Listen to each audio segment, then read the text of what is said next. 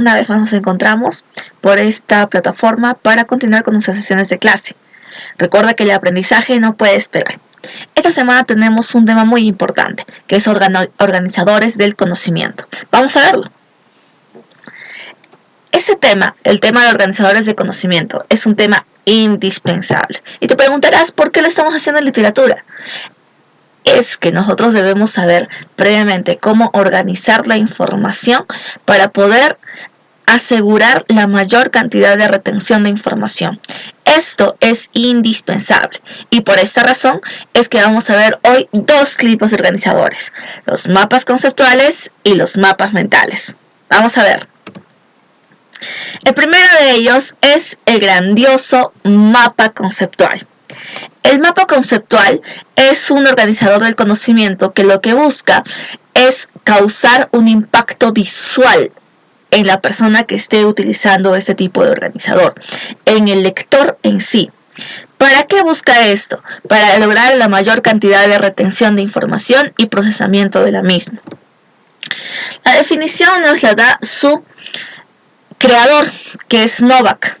En 1988 nos menciona que es un recurso esquemático, es decir, vamos a ver a partir desde un esquema, desde una imagen, para ser utilizado en la representación de un conjunto de conceptos. Su nombre te lo dice, es un mapa conceptual. Vamos a partir todo desde los conceptos, los cuales están inmersos en una estructura de proposiciones.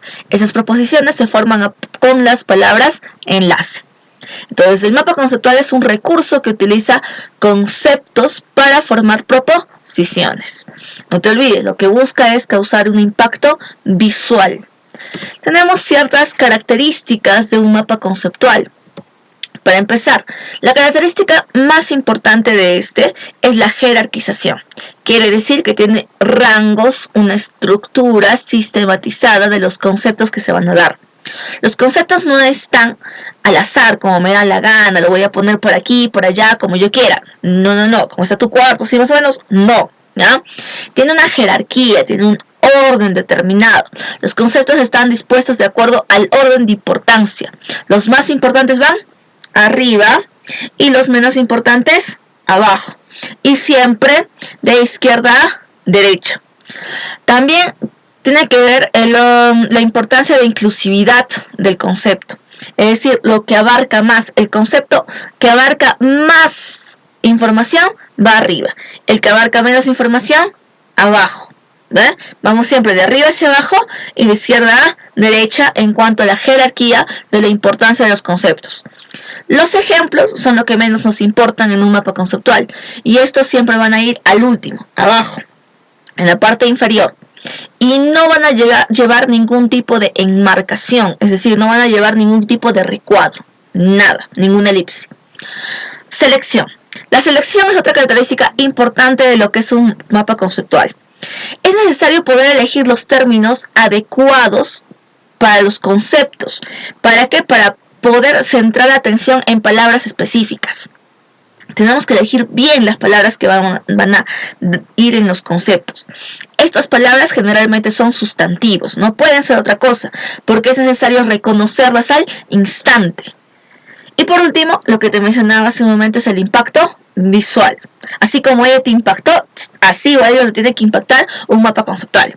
Un buen mapa conceptual es conciso, o sea, no va a abarcar demasiada información. No puede haber mucha información. No voy a hacer mi resumen de 20 páginas y un mapa conceptual enorme. No, tiene que ser conciso, pequeño. Tiene que mostrar una relación entre las ideas principales de una manera simple. De lo que es el concepto general, las ideas principales de formas simples. Que yo pueda leer el mapa en forma general en una sola vista. Eso es lo que trata de hacer un mapa conceptual en sí. Vamos a ver ahora algunos elementos de su contenido y elementos de su forma. En los elementos del contenido vamos a ver lo que son las proposiciones, los conceptos y las palabras enlace. Las proposiciones son los enunciados que se forman por los conceptos unidos a las palabras enlace, como te decía hace un momento, ¿no? Si yo sumo concepto más palabra enlace, tengo proposiciones. El concepto son las imágenes mentales que yo tengo. las abstracciones de objetos o acontecimientos. Por eso te decía que estas abstracciones, esos conceptos, deben facilitarse en sustantivos, de preferencia, para que puedan entenderse más fácilmente. Las palabras enlace son términos que unen los conceptos. Pueden ser verbos, pueden ser preposiciones, pueden ser conjunciones, pero siempre tienen que ser simples. No te olvides una cuestión importantísima. En cada elipse debe ir por lo mínimo una palabra y como máximo 4 palabras dentro del concepto. En las palabras enlace es necesario que exista mínimo una palabra y como máximo 3 palabras. Continuemos, ahora vamos a ver los elementos de la forma. Es usual que muchos se dejen llevar por su imaginación para hacer su mapa conceptual. Y está bien, pero el mapa conceptual ya tiene una forma determinada. Yo no puedo hacerlo como me da la gana. Eso tiene reglas y normas de cómo debe realizarse. ¿Por qué? Para causar el impacto visual necesario y que mi pensamiento no se distraiga con otras cosas. Primero, vamos a utilizar para esto las elipses, que son para introducir los conceptos. Las elipses las tenemos por aquí. Estas son las elipsis. Estas figuras se deben utilizar para tener los conceptos. ¿Está bien? No usamos nubecitas, no usamos corazoncitos ni nada por el estilo porque distrae el pensamiento y vamos a alejarnos de lo más importante, que son los conceptos. Luego, para unir los conceptos entre sí vamos a usar líneas. Líneas, no flechas. Líneas usamos para unir los conceptos. Y finalmente tenemos las flechas. Las flechas se utilizan para unir los conceptos que no son subordinados. Quiere decir, los que no tienen relación entre sí. O sea, si yo quiero poner, por ejemplo, un extra, una notita de ojo, oye, importante, pongo una flecha para destacarlo. Pero nada más, no tiene jerarquía con los demás. Si por acá tengo definición, características e importancia, esos están subordinados porque todos se relacionan entre sí. Pero si yo quiero poner, por ejemplo, aquí el padre de la lingüística, jalaré una flechita para ponerle ello. Si quiero poner, por ejemplo, la fecha en que murió el autor, jalo una flechita y pongo eso. ¿Para qué? Para que dar a conocer que es un concepto no subordinado, que no guarda relación con los demás, pero que es relevante. ¿Bien? Vamos a ver ahora algunos ejemplos de lo que son mapas conceptuales.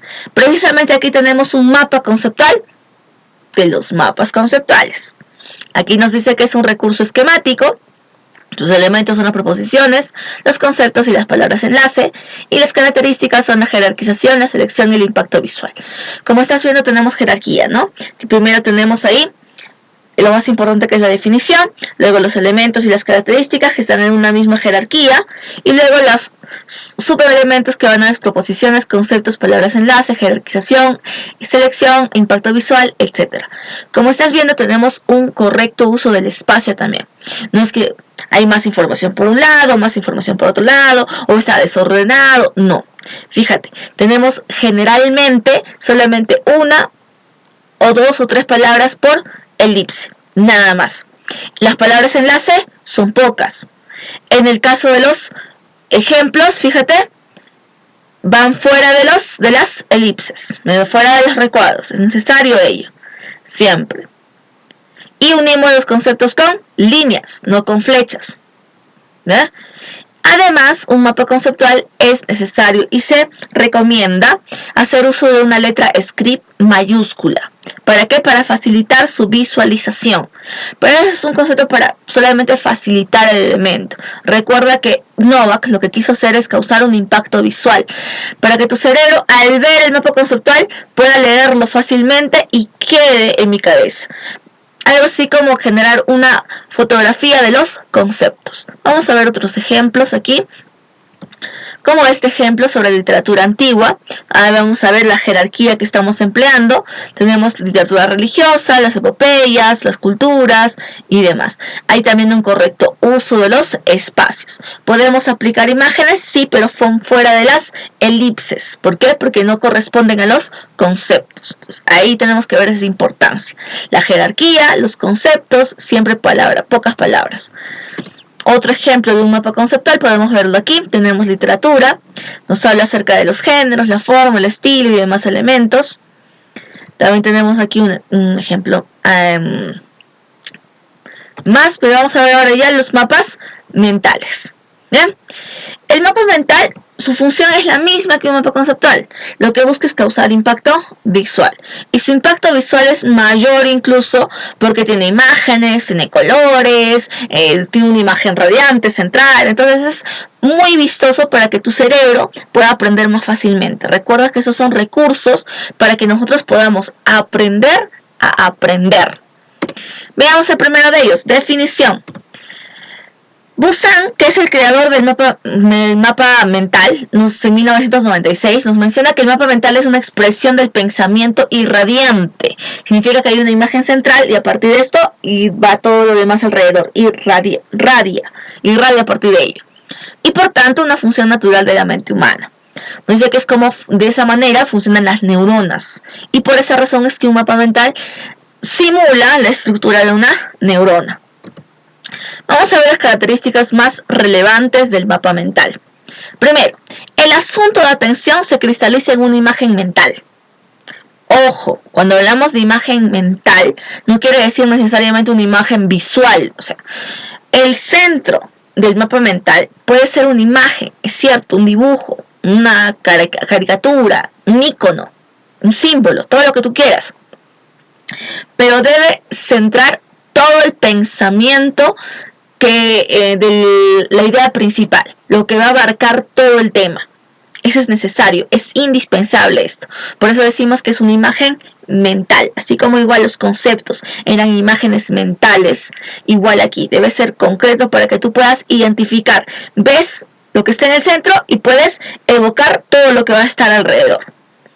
Los principales temas del asunto irradian de la imagen central de forma ramificada. Es cierto, tenemos aquí el elemento central y todo lo demás van a salir ramitas, salen ramas. Ya te dije, vamos a imitar la estructura o la forma de una neurona, sacamos ramas.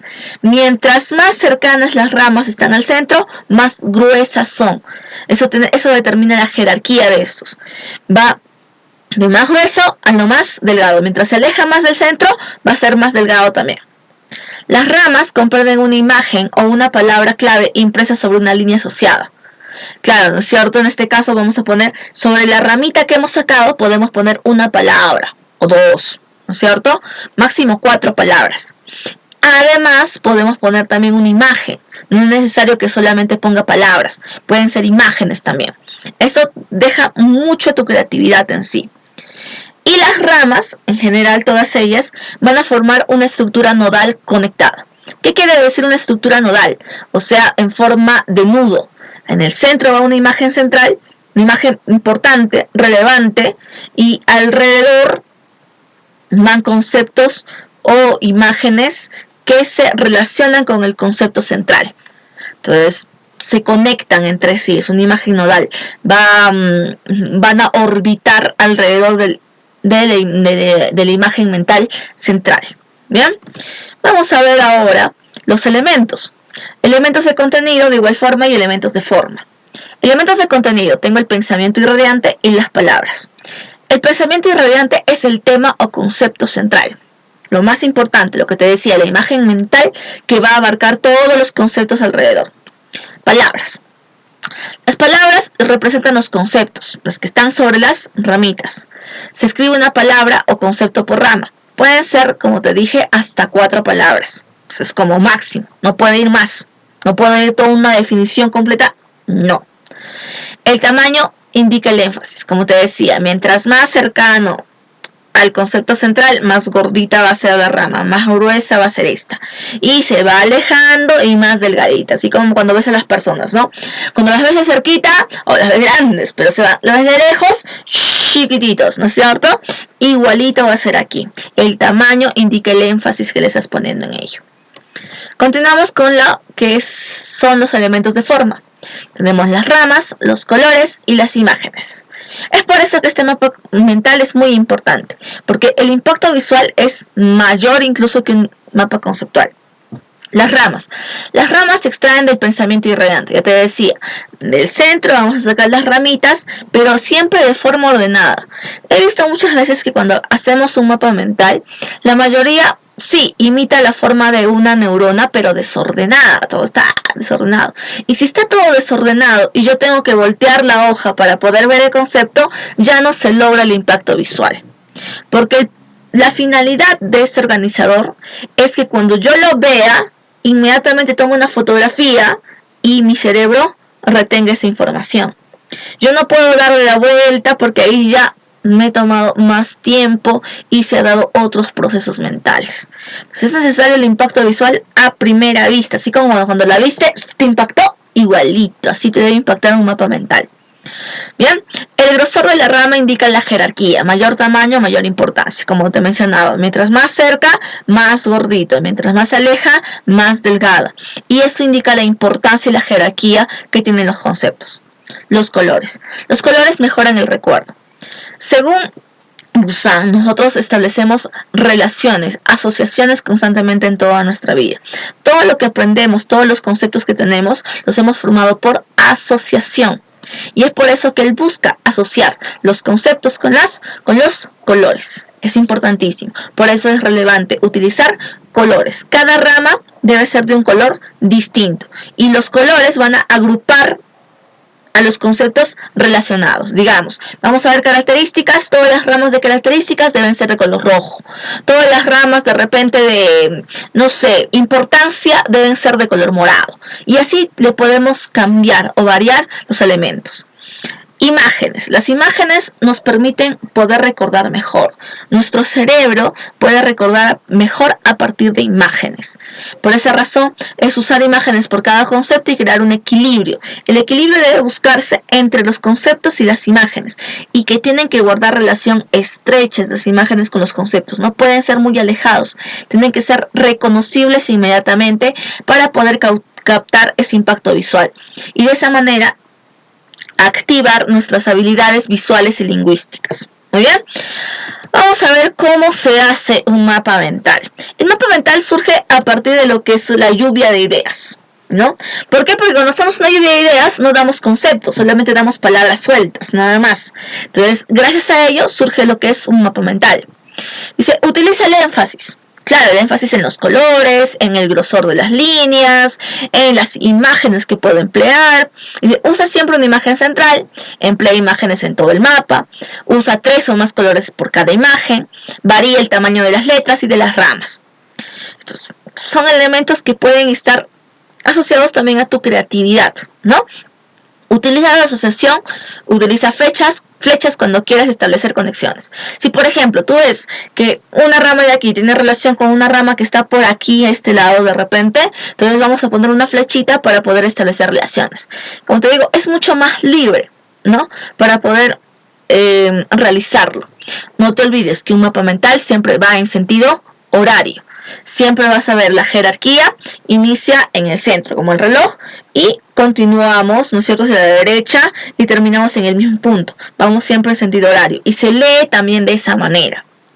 Siguiente, exprésate con claridad. Claro, no uses más de una palabra por rama. Lo recomendable es utilizar una sola palabra por rama, pero como te mencionaba, podemos usar hasta 4 palabras. Escribe todas las palabras con letra imprenta. ¿Eh? ¿Para qué? Para que sean más visibles. Yo escribo con letra corrida, de repente algunos me van a decir, ¿qué dice ahí? No veo, y ya rompe el impacto visual. Escribe las palabras sobre las ramas y la longitud de las ramas debe ser igual a la de las palabras. No puedes poner tu rama larga y una palabrita chiquita, no, debe tener la misma longitud. Bien, vamos a ver algunos ejemplos de mapas mentales. Aquí tenemos precisamente un mapa mental de lo que son mapas mentales. ¿Ve? Dice, potencia la creatividad, disminuye tiempos, planificación y estudio, aumenta la concentración e inteligencia cognitiva, maximiza asociaciones, ¿ve? Al dibujarlo, facilita estudio y tomar notas, mejora la capacidad, solución de problemas, decisiones, análisis, memorización. Lo que busca es causar un impacto visual. ¿Ven? Tenemos imágenes, tenemos líneas, colores y demás elementos. Palabras simples, ¿para qué? Para que el concepto quede bien reforzado y pueda ser captado y procesado por la persona. Vamos a ver otros ejemplos de mapas mentales. Aquí tenemos otro ejemplo, ¿no? Que también es sobre los mapas mentales, no sé qué son y demás, ¿no? Tenemos imágenes, tenemos aquí, podemos poner esto, pero si te fijas en todos los mapas mentales, vamos a ver que a la primera vista yo puedo leer los conceptos, no necesito voltear la imagen para poder leer todos los conceptos. Aquí tenemos otro ejemplo de mapas mentales, también es igualito, tenemos un cerebro ahí, ¿no? Elaboración de los mapas mentales, propiedades, pensamiento bilateral, ventajas, aplicación y qué es, ¿verdad? Este mapa mental, como estás viendo, es mucho más ordenado, ¿no? Mucho más ordenado, tiene los mismos elementos y yo cuando lo veo puedo inmediatamente identificar los conceptos y leerlos de forma adecuada. Pero si quieres algo un poquito más creativo, podemos utilizar de repente obras literarias también. Aquí vamos a ver de igual manera los colores, las imágenes, ¿no? Todo ello a partir de un elemento central, del cual irradian todos los demás conceptos. En este caso nos habla acerca de la novela María de Jorge Isaacs, que precisamente es para lo cual estamos utilizando esas herramientas de organizadores del conocimiento. Algo un poquito más creativo, tenemos este tipo de mapa mental, ¿no? Más elaborado, evidentemente, pero que causa mayor impacto visual. No te olvides que debemos utilizar bien los espacios. No puede ser más información por aquí, menos información por acá, vacío. No, debemos utilizar y llenar el espacio por completo, ¿ya? ¿Para qué? Para que el impacto visual sea como una sola imagen y no centremos nuestra atención en un solo lado. Debemos emplear dos colores, las imágenes, tal y como podemos observar aquí. Muy bien, esa fue la clase de esta semana. Pórtate muy bien y nos vemos la siguiente clase. No te olvides, quédate en casa y lávate las manos continuamente.